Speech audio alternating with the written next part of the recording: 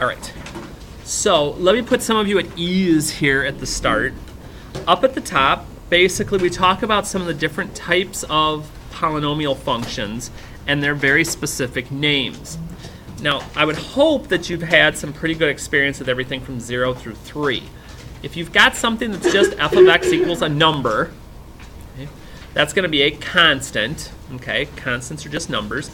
Linear are your regular lines, hence line. Quadratics, what we basically just got done with, or your squareds, are going to be your parabolas. And we're going to start looking at what some of the pictures of some of these other ones look like. Some of you, this may be your introduction to what's called a hyperbola. That's what happens when we have something with a degree of 3, a cubic, and x to the third. Not a lot of experience with the other ones, quartics and quintics, and then they decided not to get into the fancy names anymore after that. So you just say polynomial degree 6, degree 7, and so on. But before we get into all that fancy business, we got to understand what actually a polynomial is. And these are actually some examples here in A, B, and C of what they are not. So here's basically just a few kind of a checklist of things that are big is. Okay? We cannot have fractional exponents, hence this guy, because remember the square root, oh dear, is something like it would be x to the 1/2. So can't have a fractional exponent and be a polynomial. Can't have x or whatever your variable has to be in the denominator, because we talked before about if something's in the denominator, I would flip it. So this, in actuality, would be x to the -2nd, which would make it a negative exponent. So that actually kind of goes along with that, too. We can't have a variable exponent. That's saved for some other things, too. And we'll get into that as we kind of work through this unit a little bit. But if you have something like a fraction but your x is up in the numerator, that's okay. If we graphed it, it would still be able to pass our tests to be able to be deemed a function. It would pass the vertical line test. So that's some stuff just kind of thinking about a checklist, and we can always graph it and try that too. So, and we're always going to talk about these as far as standard form goes. We put the highest exponent first, which would be the degree of our function, and then put them in decreasing order from there. So, when we're talking about degrees, we're going to talk about whatever the highest exponent is. So we got to decide if it's a function or not, and then if it is, we're going to do the rest. Well, this one, everything looks legit. I don't see fractional exponents. I don't see denominators where there's an x. I don't see variable exponents, so this looks good. So we're going to go from the largest exponent term, and be careful with the signs, that still matters, to the least. And your least will always be your constant term because it doesn't even have a variable, so that would have a degree of 0. So when I get to here, I'm like, okay, degree, biggest exponent, 4. Type, again, we just want to get you familiar with some of the language here. So if you look back up on your sheet, you see that this would be a quartic function. And I never can find my lead coefficient until my expression is in standard form. Because if I'd have looked at my lead coefficient at the start, I'd have said it's a 1/2. But once I put it into standard form, that number starting in front is -3. So you want to be in standard form before you start trying to come up with information like that. Sometimes everything will be in order already. So the third to the second, already in order as far as degree goes. No other fancy stuff. So that one just gets to stay the way it is. And again, my degree is always just going to be the largest exponent on a single term. That's also going to be the degree that I use to base my type off of, which in this case would be cubic since it's 3. And my lead coefficient is going to be whatever's in front. And that's information that we'll use to help us with some formulas as we go throughout the unit. So as we get down, number 3, thank you. I look here and I'm like, okay, looks like it's a function. What's that going to look like in standard form? What would go first? Yes, sir. 2x. All right. 2x to the 5th goes first. Then my squared, then my x. Because again, biggest and then decreasing from there. And then everything gets stolen from that first term now. The degree gets taken from there. The type, which in this case is quintic, comes from there, and so does my lead coefficient. What about that last one? Any troublesome things there that would make it not be a polynomial? Or do I just need to reorder it? If that were getting into my variable term, that would be a problem. But since it doesn't have a variable, it's a constant term, that one's okay. What might I start my standard form with once I realize this is actually going to be a function? Pi x squared. Yeah, we're going to start with pi x squared. That seems weird. You're like, I'm not used to pi being a coefficient. It can be, though. X squared, x constant. Always want to be looking for it that way. Again, once it's in standard form, I get all my information from the first one. The degree, the type, all based on that degree, and my lead coefficient just from what's in front. Because again, there's very few situations where it's not going to be a polynomial, but those ones that we discussed up above would be those. So that's one thing I can do. So then, one way I can evaluate my polynomial is to use direct substitution. Now this is like old school, it's like back in middle school type stuff. So for example, if they want me to evaluate that function f of x at x equals 3, typically what you'll do is you'll just stick the 3 in for the x and then every place the x is.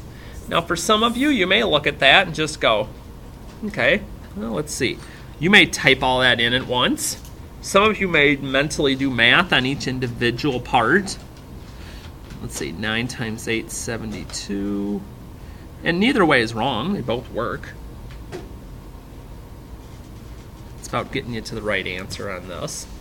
Now that can get a little trickier, though, when it's a negative number. Because then it's like, do I put parentheses? Do I don't? You know, how's this work? So sometimes people have found it easier to use the store function on the calculator instead and let it do all the work. So, for instance, let's just say we decided on number 6 that we were going to let the calculator do a little work for us here. So here's our plan. If you're going to use the store function, here's how this works. You type in the value that you want to type in for x. So in this case, that's going to be 1. The button right next to 1 is store, this STO with an arrow, and this little arrow will come up. And I want the 1 to be substituted for x. So once I do that, I hit enter.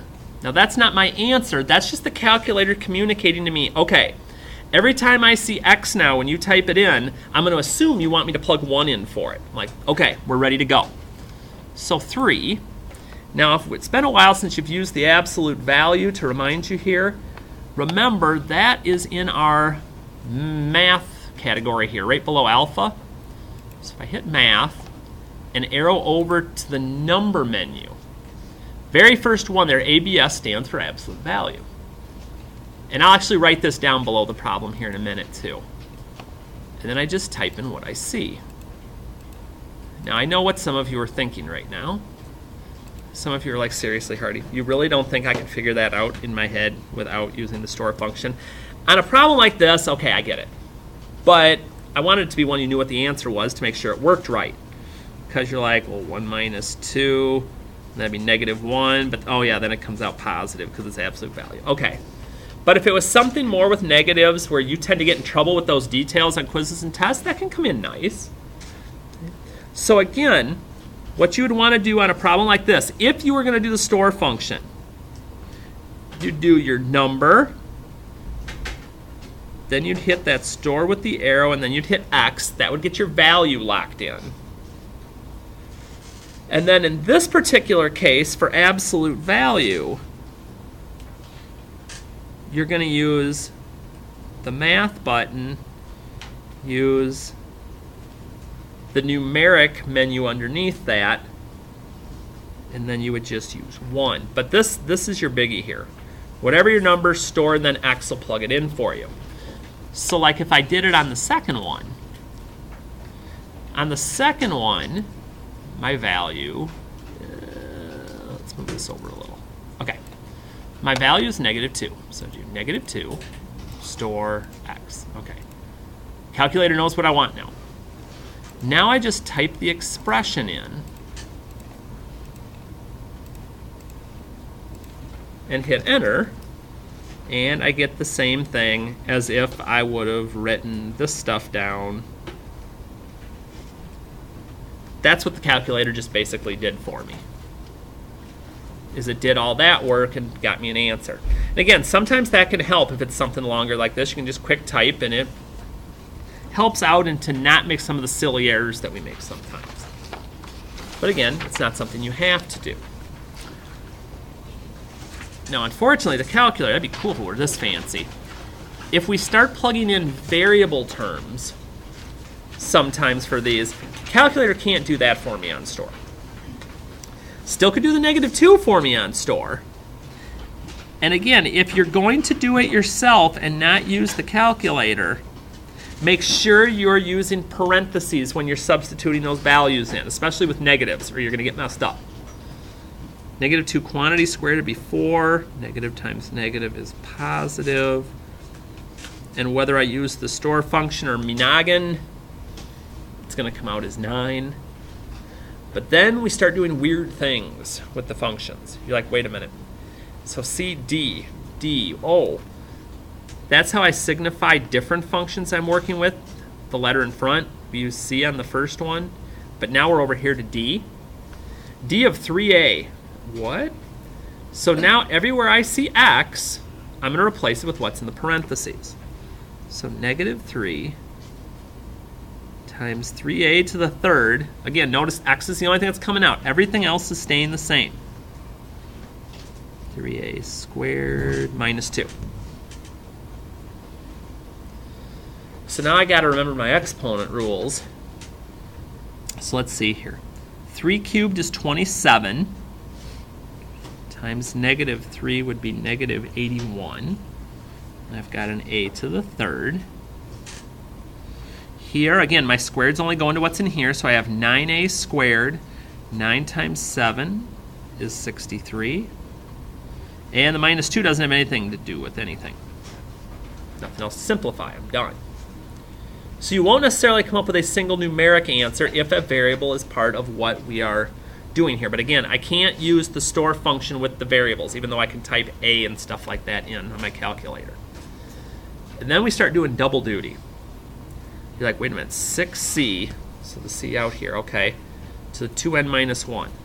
So I'm going to multiply 6 times whatever I get when I plug into here. So basically, what I'm going to do is I'm going to go through my c function, and everywhere that I have an x, I'm going to replace it with 2n plus 1.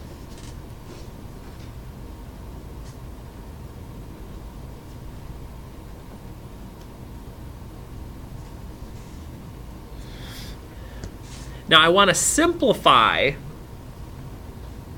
the c to the 2n plus 1 function first and then multiply through by 6. At least that's my personal preference. There's always ways around things. So again, if I FOIL this out, remember, this isn't just 4n squared plus 1. I'm not just distributing. I'm literally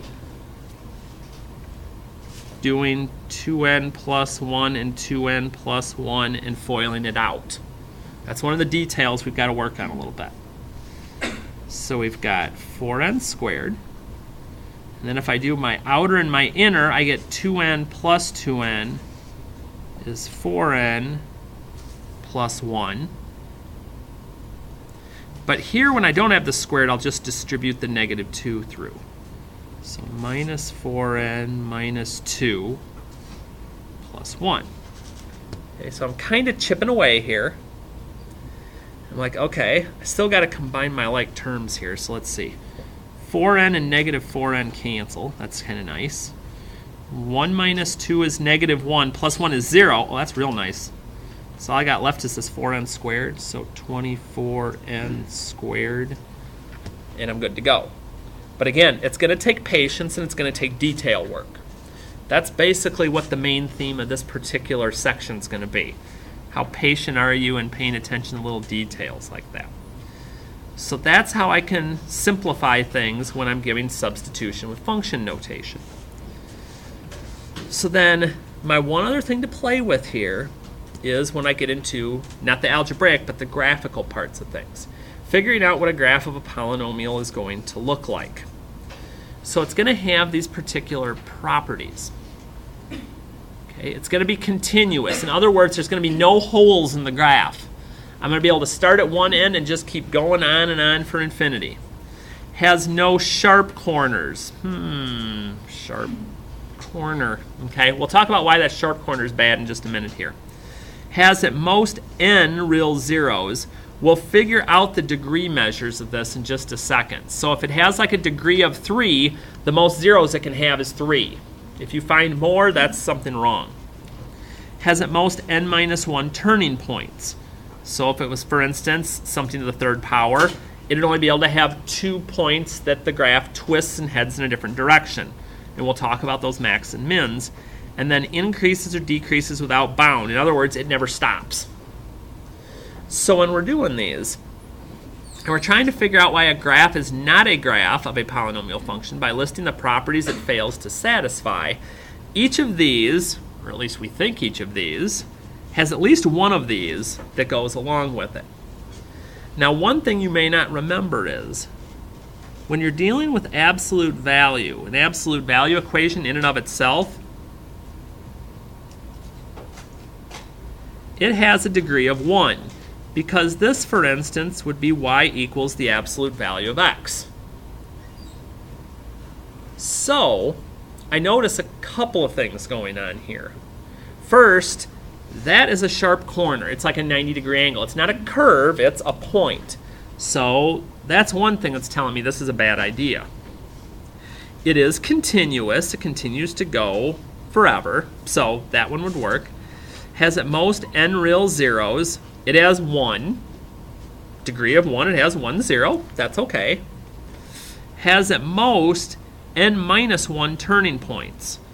Well, here, if my degree, or my n value, is 1, 1 minus 1, it has 0 turning points. Well, if it's going down and then it starts going up, that's a turning point. That would be a problem.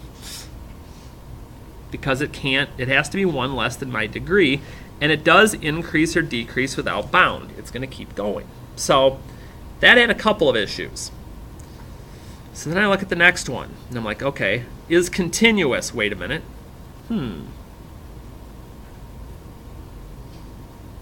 I have a hole. It looks like when x equals 1, I don't have a value that works for this. That's not a good thing. I can't have a hole in there. So I look, okay, I don't see any sharp corners. That's a curve. Has at most n real zeros. Well, this doesn't have any real zeros, so that's kind of a problem. But it says at most, so that's not a bad thing. Has at most n minus 1 turning points. Well, this is continuing to go up, up, up, so it doesn't have any turning points, so that one's okay. And it increases and decreases. So just A was my only problem. This is the one, though, we see how good we are at this. Okay, it's continuous. Yes, I see my little arrows. So this is going to keep going. No sharp corners. Looks pretty curvy to me. Has at most n real zeros.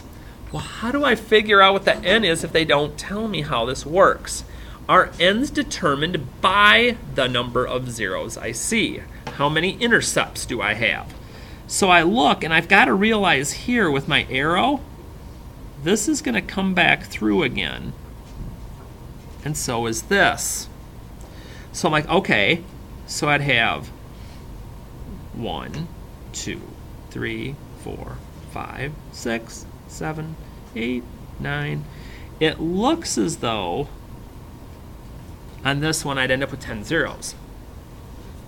Which means then, at most, I could have 10 minus 1 turning points, maxes or mins. So it's like, okay, there's a max, so there's 1, a min, there's 2, 3, 4, 5, 6, 7, 8, holy cow, 9. Okay. You're like, okay. So this guy's got 9 relative maxes or mins, but that would be n minus 1. 10 minus 1 is 9. And then it's going to increase or decrease without bound to the left or right. Well, with those arrows, it covers that. So I was bad. I put one in here that actually does work for everything. So this one actually would work as a function because it's going to cover all of my necessary properties. Now, once I've figured out something's a function, my next thing I've got to figure out is figuring out how it behaves. Now, they're not going to be like naughty versus nice. We're talking about what directions do things go in. So, we're going to think about as something approaches positive or negative infinity. So my end behavior is always going to be written this way, like it is in the box. And remember, f of x is just a fancy way of saying y. So what I'm basically going to say is, as x goes this direction, this is the direction y is going. Or as x is going to negative infinity, in other words, as x goes to the left, because negative infinity goes to the left, y is going either up or down. Well, when we're thinking about infinities with y, up would be positive infinity, down would be negative infinity. As x goes to infinity, to the right, if I want to visualize it, because again, if you're looking at a graph, positive infinity is to the right, and it's the same thing. My y's are always going to be up or down, and I'm going to visually be able to see that on a graph most of the time. And sort of like was mentioned below, with some examples, we're basically just explaining what happens as the function travels to the left and to the right. So, you know, this is my way of saying it goes up as I go to the right, or this would be saying me I'm going down as I go to the right, up as I go to the left, down as I go to the left. Well, those are the only 4 options, okay? And we have to do it for each of those. Now, if I had pictures of all of them, that would be simple. But I don't always have pictures. But we'll start with pictures, and then we'll start figuring out some ways that we can do this to try and make it a little simpler. So describe the end behavior for each. Okay, we'll start with that first. So if I want to start here just with that part, I go, okay, end behavior. So here, and I'm just going to write these in first. F of x's are my y's. And typically I will write my x approaching negative infinity first and positive infinity second. So here's basically what I'm asking you in English. As x goes to the left, to negative infinity, is my y value as I go to the left going to positive or negative infinity? Positive. So as x is going to the left, y is going up. As x goes to the left, y is going up. Okay, I can visually see that. So as x is going to the right, to positive infinity, what's happening to my y value? It's going down, which is negative infinity. So when you're asked for end behavior, that's what I'm looking for. We're writing the mathematical way of saying when x goes left, y is going up. When x is going right, y is going down. But instead of writing up, down, left, right, we use the infinities to explain that instead. Determine if it has an odd or even degree. how many x-intercepts is one way I can figure that out sometimes. So I notice here that I have 1, 2, 3 x-intercepts. Now, what else can I do? Oh, my degree. Okay, my degree is going to trump everything because sometimes I may not have real zeros. So my degree is going to be the best way for me to figure this out. So here, determine if it has an odd or even degree. Well, this one's going to be odd because my degree is 3. And what that's going to start helping me see is how this stuff's going to work, even if I didn't have a picture. But we'll get to that here in a moment too. So let's see. Odd or even degree. State the number of real zeros. My x-intercepts. That's going to be my better place to put that. We'll do that instead.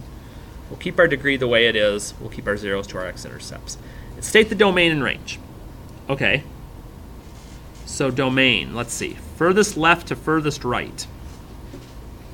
This keeps extending left forever. This keeps extending right forever. And with very rare exception, that's going to be your domain each time. Just keeps to continue. My range, though, I also notice with the arrows, forever up, forever down, negative infinity to infinity for both. Like, all right. So then for B, I run through the same things. I see that this is going to be an even degree and that there are 2 x-intercepts, so there's 2 zeros. So then I just run myself back through this again. And I go, okay, well, let's see here. I'm always going to start with my x to negative infinity and my x to positive infinity. So as x is going to the left, what direction's y going? Up. Up, positive infinity. If x is going to the right, where's y going? Up, positive infinity. And you'll start to notice a pattern with this soon, but I'm not telling you yet. And like we did on the last one, our domain, forever to the left, forever to the right, negative infinity to infinity, but our range changes a little. What's the bottom limit of my range on this one? Negative 3. And off to infinity, because it heads up, up, up. So you start to look, you're like, okay, maybe. Odd or even degree, keep looking at your degree. This guy's going to be even. How many zeros do I have this time? Do I? So you're like, see, it was easy before because you kept going like, oh, it looks like the degree and the number of zeros is the same. And sometimes it is. How many x-intercepts do you see? 2. Here's my x-axis. How many times is my graph crossing the x-axis? 0 real. Okay, I don't have any real zeros this time. Now, probably have some imaginary ones, since normally that tells me the number of solutions, but I don't have any real ones. So I'm like, okay, let's see here. So x approaches negative infinity, x approaches positive infinity. And again, it's just the left and right question again. But I notice here, both arrows are heading up. So both of these are going to be positive infinity because my y value is heading up both directions.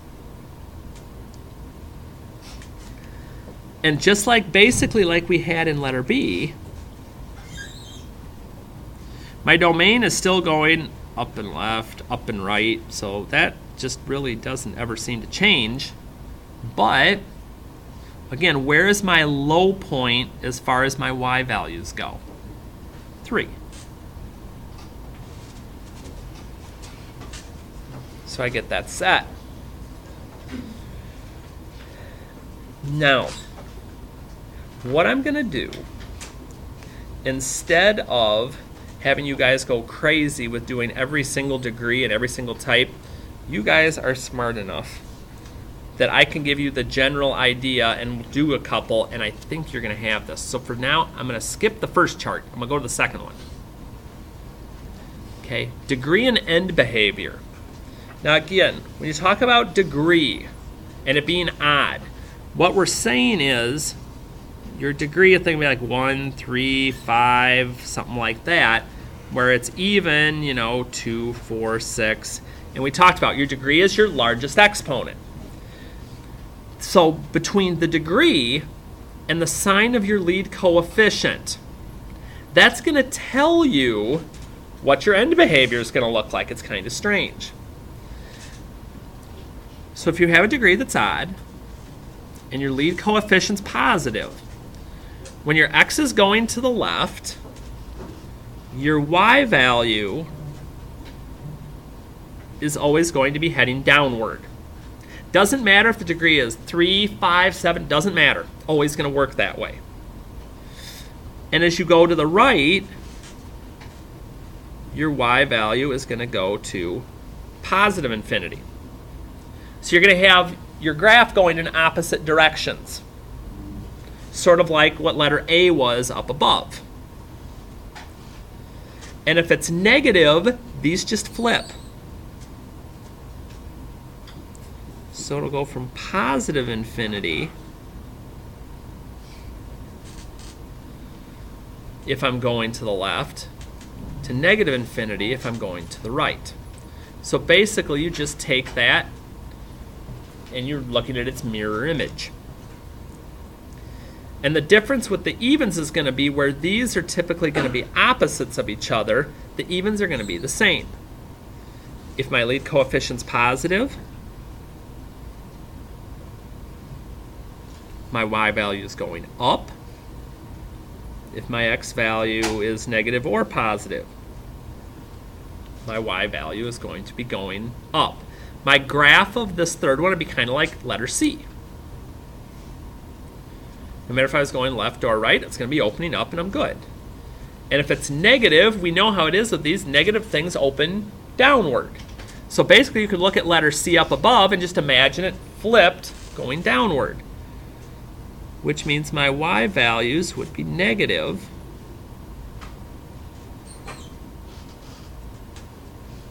for both of these. So basically it's just going to be a pattern that you're playing with, trying to figure this out.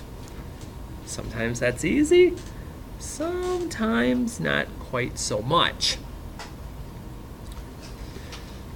Can I get one more thing in? There's 2 things left here on the back, and I am only going to do one of them right now. We're going to finish the last one off tomorrow. So we are going to actually come down to the 18 through 22. We'll get back to the extrema here right off the bat tomorrow, because it'll let us a chance to kind of clean a few things up here.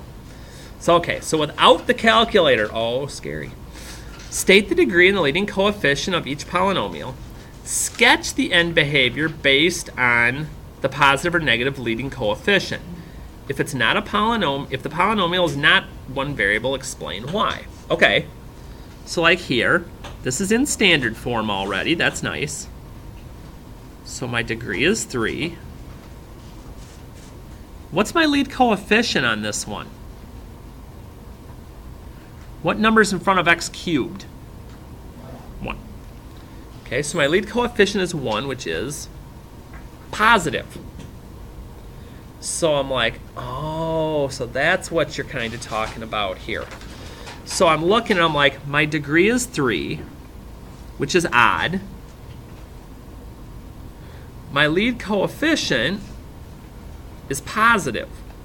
So if I were to flip back over, and I've got my chart here, I'm going, okay, I have an odd degree with a positive lead coefficient. So when I'm doing my end behavior for this particular one, what I'm going to be doing, I'm trying to remember, do I want to sketch? Oops, I flipped that off of there. I'm basically just going to use my chart to help me figure this out at the start until I get used to this chart. Having some good knowledge of this chart right here will make life so much easier. And if I always just put negative and positive infinity for x's first, so odd and positive, as I go left it's negative, and as I go right to positive infinity, my y goes to positive infinity as well. And I know it says without a calculator, but we're kind of rookies at this, so we're going to cheat a little bit here.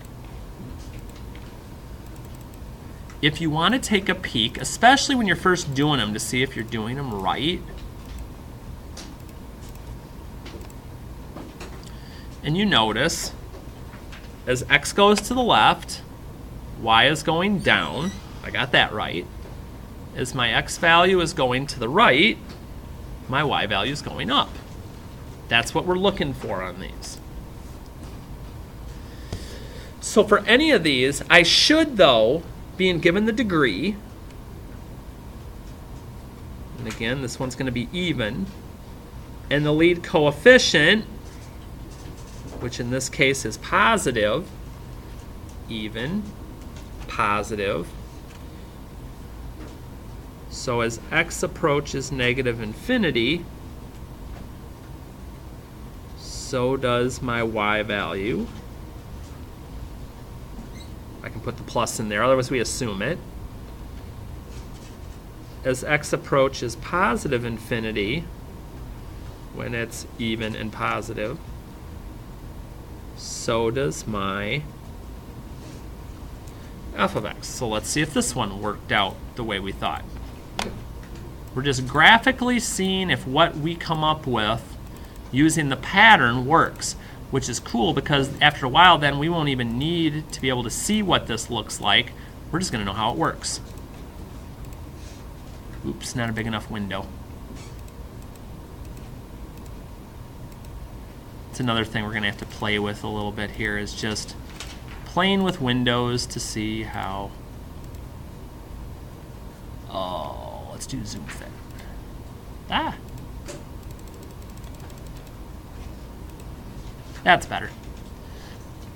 So I notice with this, as I'm going to positive, it's going up.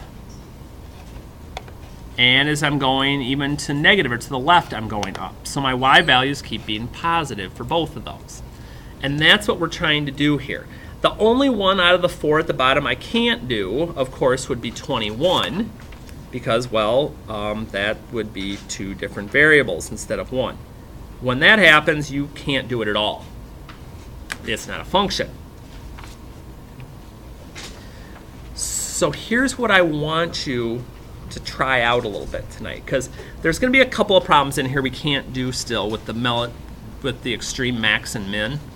I want to trim this a little bit. I know, isn't that awful? We're going to trim the work. How terrible. So that first section, we're just going into evens. We don't need to have overkill here. Over here, we're going to go into evens. We don't need overkill here. We do need the overkill in that section, though. So basically what I'm telling you is, out of everything that's on here right now, I believe the only ones that are going to be problematic might be 42 and it might just be 42 right now. I think actually we're going to be pretty good on everything else. So we'll talk about those. We'll talk about the turning points and the local extrema a little bit tomorrow and kind of play around with this a little bit more, and we should be good to go.